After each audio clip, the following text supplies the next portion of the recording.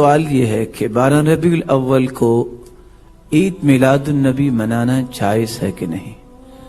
رسول اللہ صلی اللہ علیہ وسلم نے اپنی زندگی کے اندر آپ کی بعثت جب 40 سال کے ہوئے تو آپ کو نبی بنایا گیا. 23 سال تک تو آپ صلی اللہ علیہ وسلم کی زندگی میں بھی یہ دن آیا. یہی سیدنا ابو بکر صدیق رضی اللہ تعالیٰ عنہ کی زندگی میں 2 مرتبہ آیا آپ صلی اللہ علیہ وسلم کی وفات کے بعد. رسول اللہ صلی اللہ علیہ وسلم کے یہ صحابی عمر رضی اللہ تعالیٰ عنہ کی دور خلافت میں یہ دن 10 مرتبہ آیا. سیدنا عثمان کی خلافت میں 12 مرتبہ آیا اور سیدنا علی کی خلافت میں 4 مرتبہ آیا.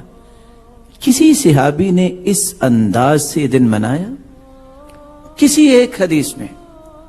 اور پھر اس بات کو سمجھنا چاہیے کہ رسول اللہ صلی اللہ علیہ وسلم کی ولادت با سعادت 9 ربیع الاول کو ہوئی. اگر آپ کسی کتاب کا مطالعہ کر چکے ہیں تو بہت اچھا، نہیں کی تو کرنی چاہیے کہ وہ سال جس سال میں رسول اللہ صلی اللہ علیہ وسلم پیدا ہوئے، اگر حساب و کتاب نکالا جائے تو پیر کا دن یا تو 2 ربیع الاول کو آتا ہے یا 9 ربیع الاول کو آتا ہے یا 16 ربیع الاول کو آتا ہے یا 23 ربیع الاول کو آتا ہے. 12 کو تو پیر کا دن آتا ہی نہیں ہے.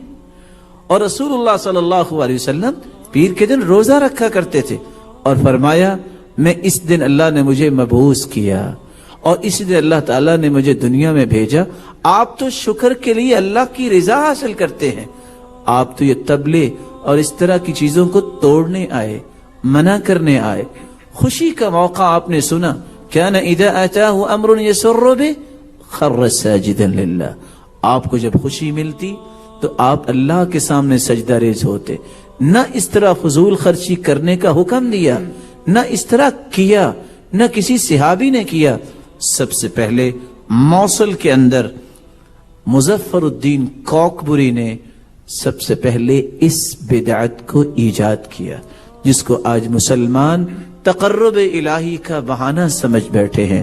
اللہ رب العزت صراط مستقیم دکھائے اور صراط مستقیم پر ہی چلائے اور اس پر ہی ثابت قدمی عطا فرمائے.